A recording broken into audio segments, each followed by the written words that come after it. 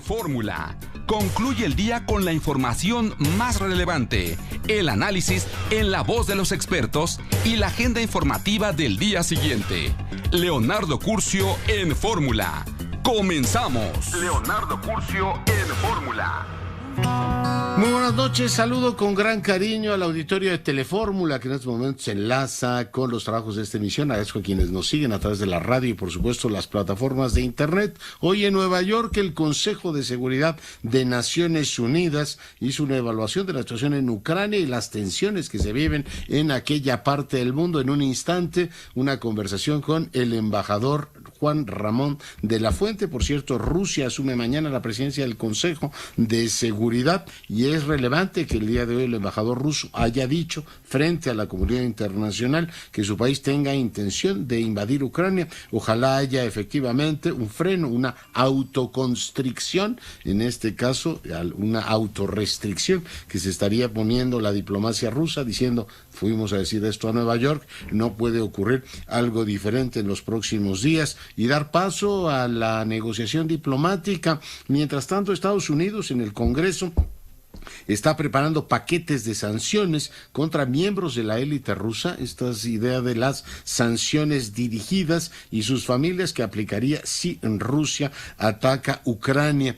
Por supuesto, platicaremos del tema. México y Estados Unidos detallaron el plan de acción de entendimiento bicentenario para frenar la inseguridad. Parte de lo que dijo el canciller Ebrard fue esto. Hay un ambiente de reciprocidad y de respeto mutuo. Las prioridades para México están reflejadas en los documentos. En el plan de acción tiene 101 acciones. Nunca se había visto esta comunicación a ese nivel, pero ocurrió. Bueno, pues parte de lo que explicaban efectivamente. Por supuesto, platicaremos, escuchábamos también al embajador, platicaremos por supuesto de este tema que tiene una gran relevancia. Otro asesinato en el mundo periodístico. Roberto Toledo fue asesinado en Zitácuaro, Michoacán. El director del portal informativo Monitor Michoacán, medio para el que trabajaba Toledo, confirmó el crimen.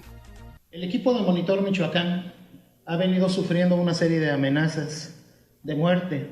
El día de hoy, finalmente, estas amenazas se cumplieron y hoy asesinaron a uno de nuestros miembros, de nuestro equipo.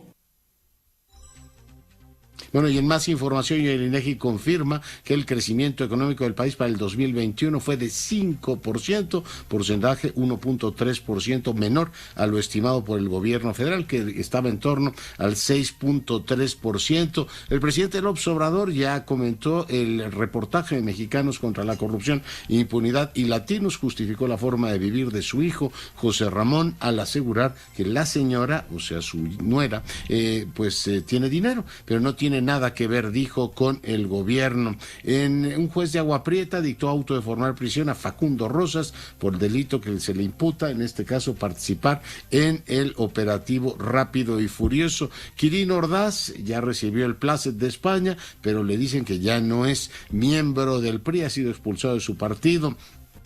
Le comento en más información que el presidente nacional del PAN, Marco Cortés, dijo que la Secretaría de Gobernación le informó que se postergarían las conversaciones previstas para este lunes con el blanquiazul. Hay otros temas que tratar, así es que los mandan a las calendas griegas. El primer ministro canadiense Justin Trudeau dio positivo a COVID. También en este caso el director del ISSSTE dio positivo a COVID. Le deseamos una pronta recuperación a todos los afectados.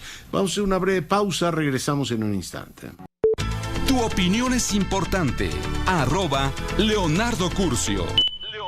Bueno, y seguimos con la información. Le agradezco mucho que nos, por supuesto, siga. Hace un ratito nos van a conocer que, aunque usted no lo crea, hubo humo blanco en la Suprema Corte y por tal motivo, pues van a aplazar hasta mañana el tema de la pregunta de revocación de mandato. Vamos a ver si los ministros hacen una lectura, bueno, vamos a ver qué lectura hacen de la Constitución, que finalmente ellos son lo que le dan la reconducción constitucional a todos los debates, si se atienen al tema de la revocación o amplían, como ha hecho público el gobierno y su mayoría, a la pregunta de la ratificación presidencial. De momento, pues como lo informaba hace un instante, la Secretaría de Hacienda le informó al INE lo que ya presentíamos todos: no hay dinero extraordinario para la revocación de mandato. Yo decía un poco en serio, pero un poco en broma, más bien un poco en broma y un poco en serio, pues que les van a aplicar la dosis del gobierno, ¿no? Haga como que hace las cosas, prometa mucho que va a haber una gran consulta y después haga lo que le alcance y después pues pida perdón o disculpas o a ver qué hacen. Pero bueno, vamos a ver también el INE, una vez que tenga la pregunta y el dinero, a cuántas personas puede convocar y en qué condiciones se puede hacer la dichosa revocación. Yo me sigo preguntando, con tantos gastos como tenemos y tantos recortes y una economía que creció, según la previsión del gobierno, 1,5 puntos abajo, y pues de lo que esperaban, con lo cual pues traemos ahí un problema de menores ingresos o de menores perspectivas de crecimiento y estamos gastando el dinero en otros temas. Esa es mi opinión. Por supuesto, espero que usted la comparte, ¿no? Si no la comparte, le ruego que lo discuta, que me platique en redes sociales cuál es su punto de vista. Bueno, vamos ahora a dar la más cordial bienvenida al presidente nacional del PAN. Me dicen que ya lo tenemos en la línea. Marco Cortés, buenas noches. ¿Qué tal, Leonardo? Muy buenas noches, y yo soy de los que coinciden contigo. Es un despilfarro de recurso público esta revocación de mandato, que en realidad no es revocación de mandato, está tergiversada la figura constitucional para hacer ratificación de mandato. No es la sociedad organizada, civil, no son la oposición quienes estamos pidiendo la revocación de mandato. Lo que queremos es que el presidente se ponga a trabajar y dé resultados, ¿no? Son los siervos de la nación, es el partido de Morena, es la estructura de gobierno, los que juntaron y promueven el que se dé la revocación. Es un ejercicio ególatra presidencialista que nos cuesta dinero público que bien podría usarse en temas que sí son indispensables y prioritarios para la gente, como es la seguridad, la salud, la generación de empleo. Un total despropósito, y por eso Acción Nacional ha definido en su sesión del Consejo Nacional que no vamos a hacerle gordo el caldo, que no vamos a participar en este proceso de revocación y que esperamos que la Corte lo eche abajo o que al menos cambie la pregunta, que también es completamente fuera de la legalidad, fuera de la constitucionalidad. Vamos a ver qué dice mañana, y no olvide agregar que también tenemos la Sociedad de los Ciudadanos Muertos, ¿no? 18,000 muertos pidieron la revocación del presidente, que concédame, tiene bastante mérito, ¿no? Salir de la tumba para pedir la revocación, hay que esforzarse. Bueno, ironías aparte, le pregunto, el secretario de Gobernación estuvo con los senadores de la mayoría y les dijo que participaran en este proceso de la revocación, lo cual ha generado ya comentarios. ¿Debe el gobierno estar llamando a los representantes populares hacer eso? Pero centralmente la pregunta es: Adán Augusto les dijo a ustedes que la reunión que tenían prevista para hoy no va a tener lugar, presidente. De hecho, ya son 2 ocasiones, Leonardo, que se pospone la reunión que establecimos, que fue pública, con 7 mesas de trabajo para hablar de temas que son importantes para las y los mexicanos. Y se pospuso nuevamente la reunión que tendría que hacerse hoy, 31 de enero, así como se pospuso también la que se había acordado para el martes 25 de enero. Nosotros lo que hemos dicho, estamos puestos para construir, puestos para dialogar a la luz del día, a la vista de todos, sin claudicar a nuestras convicciones, con total firmeza, sabiendo que somos oposición y que además tenemos buenas propuestas. Sin embargo, si vuelven a posponer las mesas, si vuelve a jugarse con las fechas y se ve clara falta de seriedad, nosotros simplemente ya las daríamos por canceladas, porque no nos vamos a prestar a una simulación, como lo que hasta ahorita parece. Ya, porque bueno, se hizo la evaluación, platiqué con usted, platiqué con Santiago Krill y parecía que iba efectivamente encarrilándose el asunto. ¿Cuál sería la señal que estarían esperando? ¿Que hoy o mañana el secretario repropusiera una cita para reunirse, Marco? Mira, lo que nos dijeron es que fue por razones de agenda. Yo lo que creo, Leonardo, es que tiene que ver más con nuestra exigencia de una aclaración por parte del presidente del conflicto de interés, del tráfico de influencias y probable corrupción en lo referente a las lujosas casonas en Houston. El gobierno tiene que dar una explicación, el presidente tiene que dar una explicación, y no por estar sentados nosotros en una mesa de diálogo, de construcción de temas específicos, vamos a dejar de exigir lo que es de interés público y lo que debemos hacer como oposición. Y creo que tiene que ver un poco con eso. Ya, pues seguiremos, por supuesto, pendientes de eso. Última pregunta, presidente. Veo a Damián Cepeda anunciando una gira nacional, anunciando los peligros de la reforma. Hace algunas semanas platicamos con él sobre el tema de la revocación. ¿Damián Cepeda lo está haciendo esto en acuerdo con usted o tiene, déjeme preguntárselo así, como síndrome de abstinencia de la presidencia nacional del PAN?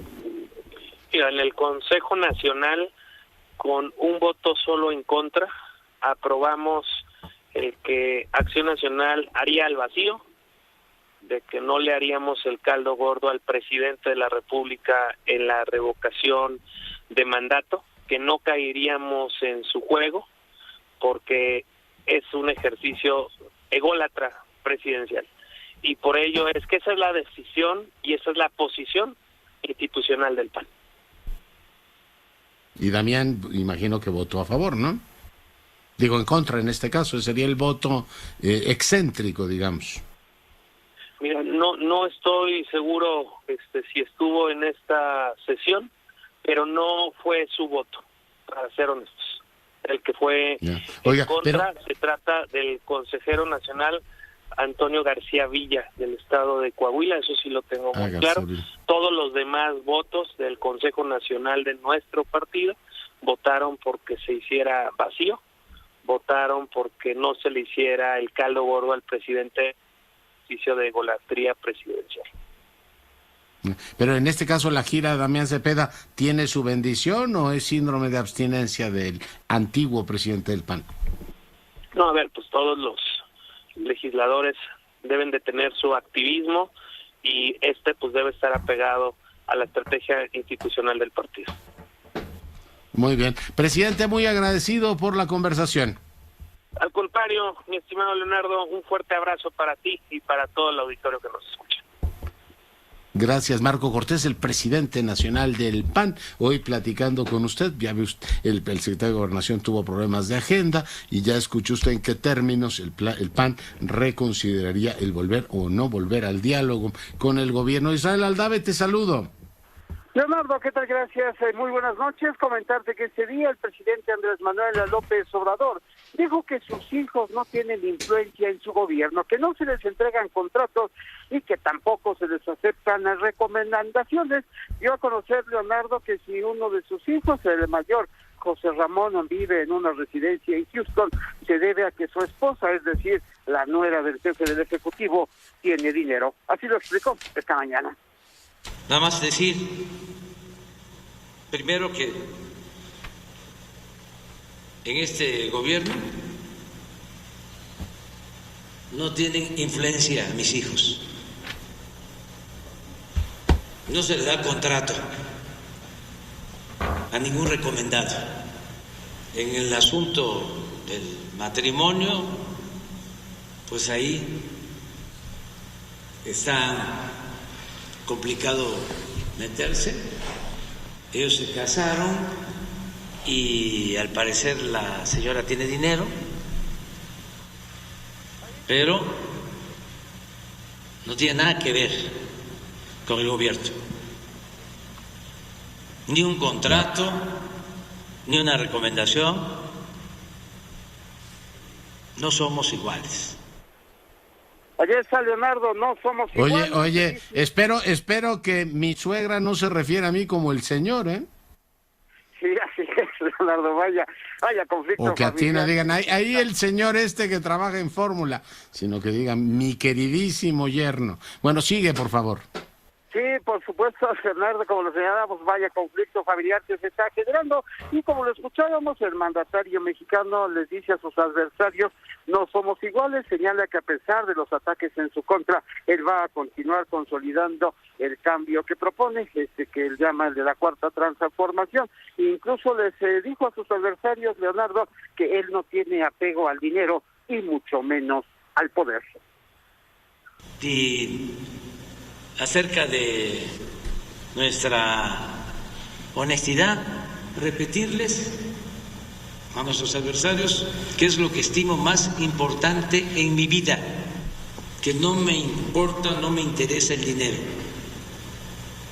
y que tampoco tengo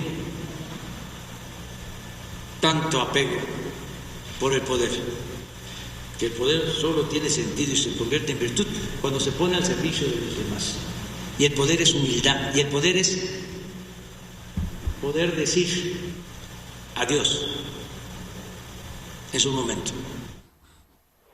Esta, Leonardo, la explicación por parte del mandatario mexicano respecto a esta información dada a conocer por Mexicanos contra la corrupción, respecto a esta residencia donde vive el hijo mayor del presidente López Obrador en los Estados Unidos, Leonardo. Muchas gracias, cuídate mucho. A tus órdenes, Leonardo.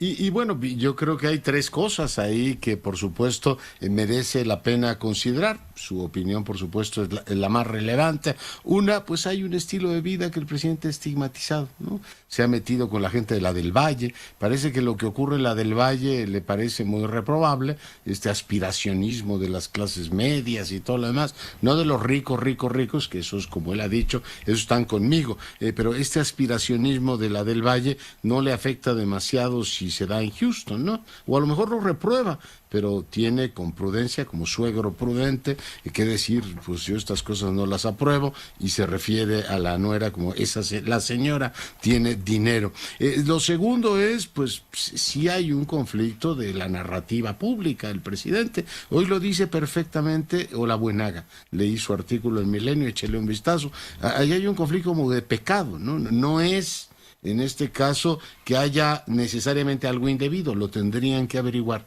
Es un tema como de moral general que el presidente ha tratado de hacer pública y bueno, habla, ahí están todas las frases de que para qué quieren más de 2 pares de zapatos, que el dinero, ¿para qué sirve? Bueno, mucha gente dirá, pues para tener una piscina tan bonita como esas o para vivir tan cómodamente como vive el hijo del presidente. Dirán, mancebo que casóse con mujer rica, afortunado él, no lo critico, pero sí hay una parte en la moral de la izquierda que también llama la atención. ¿Por qué el hijo del presidente, que está construyendo, ¿cómo le llama?, la época estelar de la historia de nuestro país, vive en otra parte del mundo? Es su derecho, Yo, entiéndame, no me meto en el derecho de cada cual, pero el presidente ha estigmatizado esta forma de vida y el vivir u optar por vivir en los Estados Unidos, no como migrante que va a trabajar ahí de 8 de la mañana o antes hasta de sol a sol, sino en este caso como un privilegiado. Pues son decisiones que uno toma y que pueden ser, mire, yo retomo lo que opiné del momento en el cual Alejandra Barrales, ¿se acuerda usted de Alejandra Barrales? Se anunció que tenía un departamento en Miami y que bueno, pues que si lo había comprado con ahorro, no sé qué. Yo decía, estéticamente, la idea de que la élite de la izquierda viva como vive buena parte de la élite mexicana, ¿no? Pues yo entiendo que si uno vive en Tecamachalco o uno vive en estas partes, tenga o la casa en Houston o la casa en Miami o la casa en donde uno pueda. Pero es una forma, es una cultura, son usos y costumbres de una élite que el presidente pues ha, digamos, execrado, y ahora nos encontramos con que su propio hijo, claro, dirán algunos, lo que no puedes ver en tu casa lo has de tener. A lo mejor al presidente esto le genera un problema personal en el que por supuesto que no entro, ya tiene uno bastante con gestionar a su propia familia para meterse a los demás, pero sí, como dice Ola Buenaga, te mete un ruido ahí como de pues el presidente tiene una religión cívica y política y el hijo viviría en pecado, ¿no? Porque no está apegado a esos principios generales de la vida cuasi monástica que el presidente sugiere para todos sus gobernados. Bueno, lo dejo ahí, creo que el reportaje merecería más explicaciones que las condenas que las redes sociales se han dado a quienes lo han emitido. Yo creo que pues no hay que enojarse demasiado y aclarar. De todas maneras, pues esa es la forma de vida que tienen, en este caso, uno de sus hijos, y que sí contrasta mucho con la prédica cotidiana que hace el presidente, que seguramente él vive así, pero bueno, sus hijos no comparten, o uno de sus hijos no comparte esa visión. Saludo ahora, como todos los lunes, a Salomón Chertorivsky. Mi querido Salomón, ¿cómo estás? Hola, querido Leonardo, pues te saludo con enorme gusto, a ti al auditorio, espero que todos estén con salud.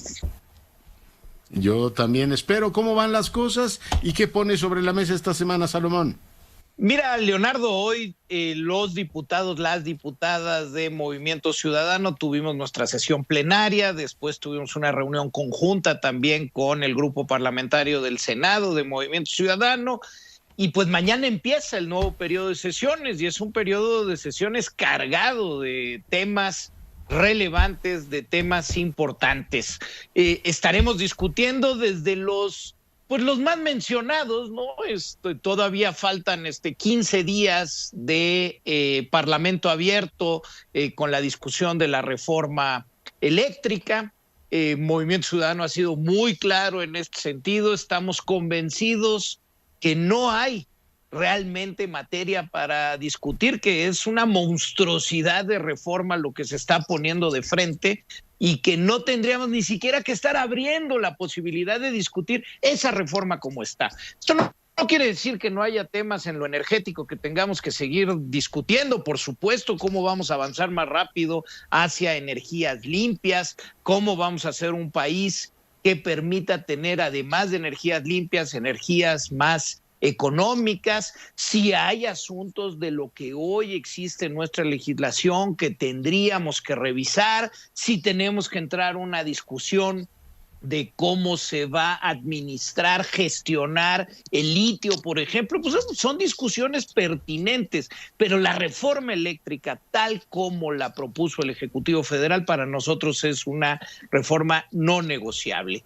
Hay otros temas interesantes para este periodo. Mira, uno que me pega muy en lo personal, porque es la primera ley general en la historia de movilidad y seguridad vial. Es decir, el poder tener un primer ordenamiento que homologue lo que sucede en todas las entidades federativas, en las ciudades de nuestro país, en materia del ejercicio del derecho a la movilidad y reglas mínimas para reducir esas 43 muertes diarias por hechos viales. Esa me parece interesantísima. Tiene que discutirse ya el tema de la cannabis. Oye, ¿cuántas vueltas le hemos dado al tema, a un tema que ya tendría que estar regulado de la mejor manera? Hay iniciativas de ley de economía circular y manejo de residuos que están pendientes. Una muy importante, y este miércoles tenemos Parlamento abierto sobre el tema, es la objeción de conciencia para personal médico y de enfermería. Recordarás que en 2018 una modificación a la Ley General de Salud donde se puso un párrafo para explicar de manera muy vaga el tema de la objeción de conciencia.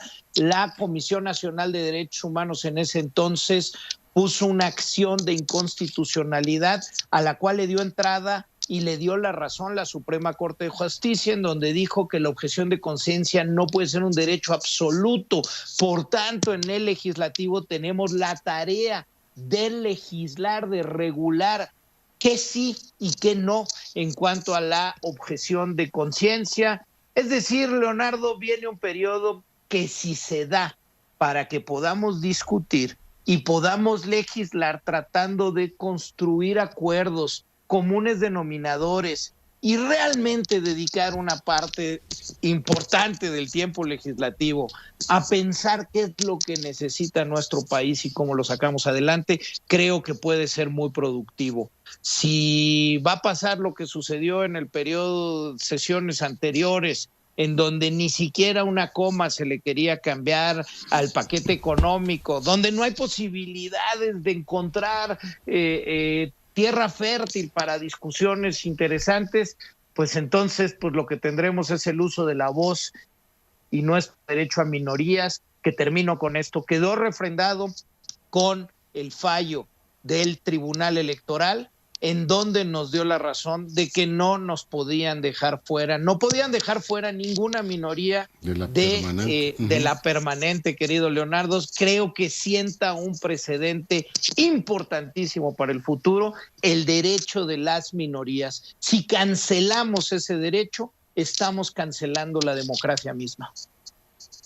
Sí, yo también lo creo, el de las minorías y por supuesto el de la sociedad, estar informado, oírlos a ustedes, esté uno de acuerdo con sus posicionamientos, enriquece la deliberación pública. Mi querido Salomón, te mando un abrazo y que sea muy productivo el periodo. Fuerte abrazo, querido Leonardo, a seguirnos cuidando porque dependiendo en dónde se viva, pero pueden venir las 2 semanas más importantes en números de casos, lo que viene, así que a cuidarnos porque Omicron está con todo. Muy bien, pues ahí lo tiene. Gracias, Salomón, y un gran abrazo. Y bueno, fíjese que el Twitter da pues respuesta de todo tipo. Hoy pregunté si alguien si se puede ser alérgico a la tinta y me dieron todo tipo de explicaciones. Fíjese que yo soy aficionado a leer los periódicos impresos todavía, luego como un acto de afirmación. En unas próximas semanas le voy también a platicar de ese tema, un acto de afirmación de que hay ciertas cosas que deben mantenerse. Me empiezo a estornudar de manera, pues bastante frecuente, por eso lo pregunté. Dejo ese asunto que es absolutamente irrelevante y voy ahora con la doctora Marván. María, ¿cómo estás? Muy bien, Leonardo, muy buenas noches a ti y a tu auditorio. ¿Qué tema ponemos sobre la mesa? Mira, yo creo que el tema que que arde en redes es el tema de la casa en Houston en la que ha habitado José Ramón López Beltrán y su esposa Carolina Darán, y el tema de si es una cuestión legal o no legal, si es una cuestión que hay conflictos de interés. Y creo que este es el tema, la beta más importante de este reportaje que se nos ha presentado, y tiene que ver con precisamente quién es el dueño de la casa, que al parecer es la compañía Baker Hughes, que es un contratista de Pemex, y de manera constante, antes de que fuera pareja, en algunas noticias plantean que es la pareja de José Ramón López Beltrán, en otras la presentan como su esposa. La verdad, ignoro si hay o no un matrimonio civil de por medio, mucho menos religioso. El caso es que son pareja, funcionan como pareja, y suena muy extraño que una compañía que tiene contratos con Pemex le haya prestado esta casa sin un contrato de arrendamiento de por medio. Mi abuelita, que era una mujer muy sabia, decía: no hagas cosas buenas que parezcan malas, ni malas que parezcan buenas. Y este es el problema tipo del dilema de los conflictos de interés. Este problema se hace mucho más complejo porque en este sexenio los contratos que ha tenido Pemex con las grandes petroleras, y hay que reconocer que Baker Hughes hace años que tiene tratos con Pemex, no es una cuestión nueva de este sexenio, pero sí es nuevo de este sexenio que los contratos se han dado sin licitación por la vía de asignaciones directas, y en donde además este gobierno decidió prescindir del programa que yo creo que había venido siendo exitoso de testigos sociales. En esa medida resulta muy poco claro por qué una compañía que tiene tratos con Pemex presta una casa a la señora Carolina Darán de manera un poco extraña, y se siguen renovando o haciendo nuevos contratos con Pemex. Es decir, sí estamos en un clásico problema de falta de transparencia que nos lleva a un conflicto de interés que creo yo puede ser muy peligroso para México. por lo pronto en Estados Unidos esta compañía va a tener que entrar en investigación simplemente por las reglas que existen a las compañías que cotizan en bolsa en Estados Unidos. Ya, oye, pues ahí está el asunto y por supuesto una lectura muy relevante a un tema que ha generado una amplia conversación pública, más desde la lógica política, pero efectivamente ahí hay toda una pues cuestión en el ámbito de transparencia, rendición de cuentas y regulación de en este caso el tema del conflicto. María, pues te agradezco mucho tu comentario. La agradecida soy yo, Leonardo. Muy buenas noches. E insisto, por eso no hay que hacer cosas buenas que parezcan malas. Tomamos nota de lo que decía la abuela, por supuesto. Gracias, doctora Marván, es presidenta del Consejo Rector de Transparencia Mexicana, hoy, como todos los lunes, y para fortuna nuestra, en este espacio. Bueno, pues vamos a hacer una breve pausa. Al volver, el embajador Juan Ramón de la Fuente platicará con ustedes la sesión que tuvo lugar el día de hoy para llevar los temas de Ucrania. Pausa. Bueno, y hoy tuvo lugar en Nueva York una reunión muy importante del Consejo de Seguridad de Naciones Unidas para discutir la situación en Ucrania, y yo le agradezco mucho a nuestro embajador Juan Ramón de la Fuente que el día de hoy converse con nosotros. Embajador, bienvenido. ¿Qué tal, Leonardo? Buenas noches, qué gusto saludarte a ti y a toda tu audiencia. Oiga, pues ha habido en los últimos días muchísimas narrativas que efectivamente se confrontan, los mismos medios de comunicación. Hemos quizá cargado las tintas con esta situación entre Rusia y el bloque occidental por el tema Ucrania. Creo, embajador de la Fuente, que la reunión de hoy fue muy útil para ubicar las cosas en su justa dimensión, en su contexto, y además el Consejo de Seguridad pues cumple con la función central que tiene, ¿no? Que es discutir estos asuntos. ¿Cómo la vio?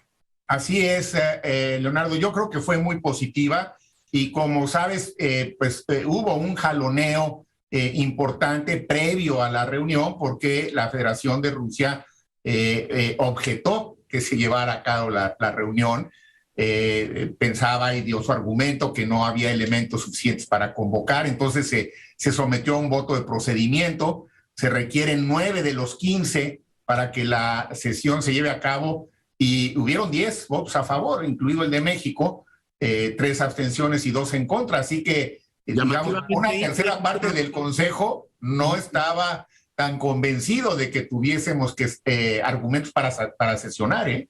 Sí. No hay que perder eso de vista. China y Rusia votaron en contra y me llamó mucho la atención que India se abstuviera, embajador.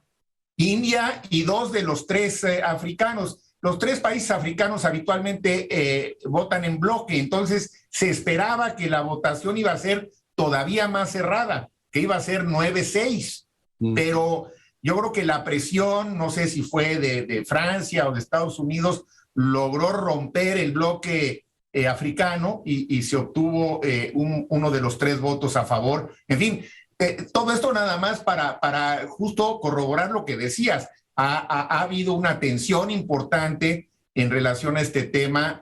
La retórica ha estado, creo yo, que muy polarizada, yo creo que excesivamente polarizada, y pienso que la reunión de hoy ayudó a contener un poco esa dinámica y quizá pueda ser, vamos a verlo en los próximos días, el inicio de una desescalada, lo cual sería fantástico, porque entonces probaría en los hechos que cuando el Consejo se decide a actuar preventivamente, como pudo haber sido el caso de la sesión de esta mañana, hay efectivamente resultados tangibles. Y creo que lo más valioso desde mi perspectiva que se obtuvo en la discusión de hoy fue el posicionamiento claro que hizo el embajador de la Federación Rusa precisamente para tratar de ser muy puntual y que no hubiera habido interpretaciones ambiguas por parte de los traductores, me permití volver a citarlo textualmente y él no lo objetó, así que esa queda como la declaración del embajador de la Federación Rusa de que no hay una intención por parte de Rusia de invadir a Ucrania. Bueno, si esto es el resultado de la sesión del Consejo, pues muy buena sesión, ¿no? Oiga, decían los medios porque, bueno, valió mucho la pena escucharlos de manera Usted dice la declaración ahí en el máximo foro de la humanidad para temas de paz y seguridad del embajador ruso, porque ha habido versiones periodísticas de que ya están a punto de invadir Ucrania. De hecho, el gobierno ruso ha hecho un enorme esfuerzo por incluso un reportaje de CNN ponerlo en entredicho, de tal manera que, bueno, eso más las presiones políticas, uno entiende que para Gran Bretaña o para Francia, países que ahora viven un proceso político particular, pues el asunto tuviera algún incentivo. Pero sí fue muy valioso y por tanto la reunión fue oportuna y tremendamente pertinente que las cosas se dijeran ahí con toda claridad, incluso para el ruso, como decía usted. Así es, y fíjate que nos dio la oportunidad una vez más de esgrimir nuestras propias razones, Leonardo, en función no de apoyar una posición o la otra, sino en función de nuestros principios constitucionales de política exterior y los postulados de la Carta de las Naciones Unidas. Es decir, eso es lo que el argumento que México esgrimió, creo que lo esgrimimos bien, para decir, por supuesto que es pertinente, y aprovechamos para, con base en uno de estos principios de la no intervención, refrendar, por supuesto, nuestro apoyo a la independencia y a la integración territorial de Ucrania. Absolutamente. Proscripción del uso de la fuerza, no intervención y solución pacífica de controversias. Y bueno, las prioridades de lo que ha sido la participación de México en el Consejo, que es reforzar la idea de una diplomacia preventiva, embajador. Claro. En efecto, es justo. Entonces, a ver, si la reunión de hoy, vamos a esperar los próximos días. Me dicen, pero no lo tengo confirmado, que mañana, como consecuencia de la reunión de hoy del Consejo, habrá un nuevo contacto entre los cancilleres Blinken y Lavrov. Si esto ocurre, pues a lo mejor estamos en efecto empezando a ver un poco de desescalada ahorita de la tensión. Y el tema de fondo, uno de los temas de fondo es qué va a pasar con la OTAN y si la OTAN va a poder seguirse expandiendo, como dicen los rusos, hacia el este, ¿no? E incorporando algunos países de la ex Unión Soviética que ahora como países independientes deciden o solicitan ingresar a la OTAN. Bueno, pues esa puede ser una discusión interesante en su propio derecho, porque sí sería pertinente revisar qué papel juega la OTAN hoy en día, si ya no es un vestigio de la Guerra Fría, si la quieren revivir, en fin, puede ser una gran discusión, pero que eso no vaya necesariamente de la mano de una movilización sin precedentes, ¿no?, de las fuerzas militares que, aunque están en territorio ruso, como decía el embajador ruso, su argumento es, oigan, pues ¿para qué se reúnen si todo esto lo estamos haciendo dentro de nuestro territorio? Bueno, yo creo que cuando pones 100,000 soldados del otro lado de tu frontera, pues alguna amenaza percibes, ¿no? Claro. Entonces, pero en fin, vamos a ver, ojalá la discusión de lo de la OTAN, que a mí me parece que es muy interesante y vamos a ver a dónde llega, tendría que de alguna manera no estar intrínsecamente vinculada con estas amenazas potenciales, por lo menos, hacia Ucrania o para fines prácticos cualquier otro país. Entonces ahí estuvieron los bálticos, como tú señalabas, pues sí, dando sus puntos de vista, y qué bueno que los dan, hay que escucharlos también, porque ellos están ahí mucho más cerca que nosotros, ¿no? Entonces, las percepciones que se tengan de cada uno de ellos y las posturas políticas que se adopten son muy importantes para las deliberaciones del Consejo. Sí, y ellos quizá tengan una hipersensibilidad que también es importante, me refiero a los bálticos, escuchar al mismo tiempo que ve uno gobiernos como el polaco, que tiene también esta hipersensibilidad con Rusia. Pero me pareció muy interesante que se abrieran, además de lo que ya ha comentado, embajador, por un lado, digamos, la vía más alta, que serían los diálogos en Ginebra, que se entiendan efectivamente Estados Unidos y Rusia en un acuerdo, digamos, más cupular, pero se abre la posibilidad de que sigan trabajando el trilateral, que ve todo este tema también de de la situación de una eventual, las tensiones civiles que se están viviendo efectivamente en Ucrania desde hace ya, no me acuerdo si 10 años, embajador, y que todo el formato de cooperación que puedan dar, por ejemplo, Francia y Alemania, que pueden tener ahora una sensibilidad diferente respecto a Estados Unidos y naturalmente respecto a Londres, son canales interesantes para buscar distensión, embajador. Claro, y los tres creo yo que están abiertos, y por eso es que podemos afirmar, como lo hicimos, que la diplomacia en este momento, la diplomacia preventiva, tiene todavía mucho que ofrecer. No están agotados los canales diplomáticos. Ahí están por lo menos esas tres plataformas que acabas tú de mencionar, y mientras eso siga vigente, pues no hay razón para pensar que la solución pudiera ser, que nunca lo será en todo caso, por la vía militar. Ahora, también no hay que perder de vista, creo yo, esta es una interpretación mía de cómo veo que se mueven, digamos, las cosas más allá del asunto específico en este momento de Ucrania, que yo creo que el presidente Putin también está mandando una señal para decir, oigan, no nos hagan a un lado. El tema hoy en día no solamente es la compleja relación entre Washington y Beijing.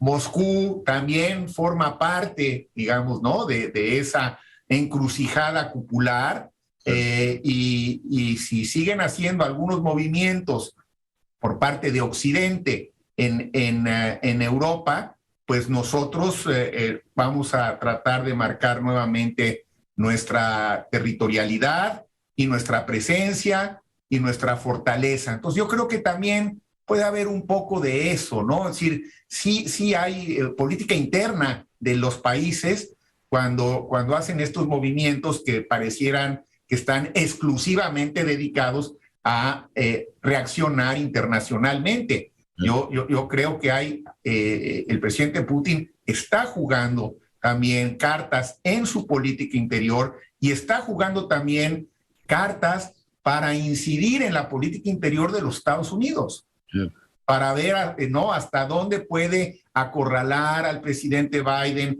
o mostrarle al mundo que es más astuto, o mostrarle que tiene más fuerza. En fin, creo que hay esa parte, digamos, que también está en este momento pesando en esta retórica que sí ha ido creciendo, y es muy peligroso porque esto pues propicia el que pudiera haber efectivamente algún tipo de violencia armada, que sería catastrófico, sería desastroso. Entonces, el balance coincide con el que tú has hecho. Bien por el Consejo, oportuna la reunión, muestra que puede actuar preventivamente, y ahora, bueno, pues como siempre, ¿cuáles van a ser las consecuencias tangibles de la reunión de hoy?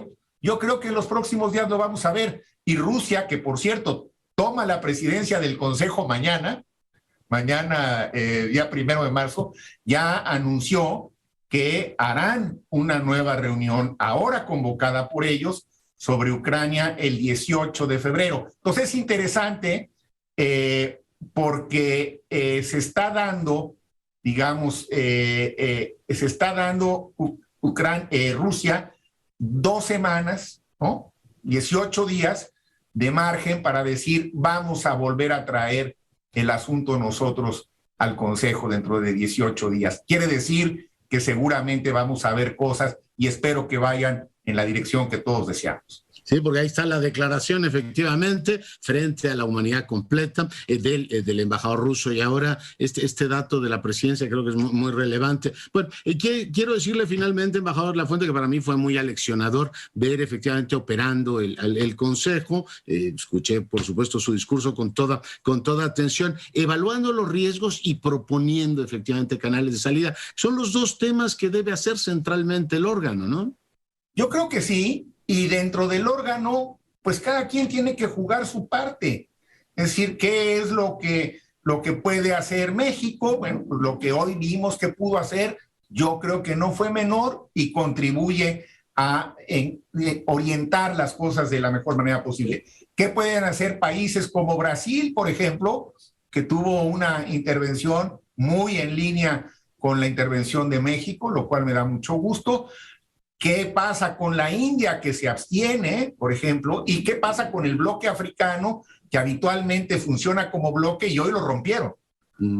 ¿Sí? Entonces, también son todos estos elementos, digamos, colaterales de la dinámica interna del Consejo, que se permite en una situación como esta poner de manifiesto y que te va dando una idea cada vez más clara de por dónde, digamos, se van a ir moviendo, sobre todo los nuevos países electos que acaban de entrar, y muy señaladamente para México, pues tiene importancia las posiciones de Brasil, porque es el otro país, digamos, del continente nuestro que está en el Consejo, y bueno, con quien hay, llamémosle una añeja rivalidad diplomática de muchos años atrás, pero con el que también, a pesar de las diferencias ideológicas que existen entre los gobiernos vigentes en Brasil y en México, en circunstancias como la de hoy, encontramos que hay una convergencia. Y esa es también la gran virtud del multilateralismo.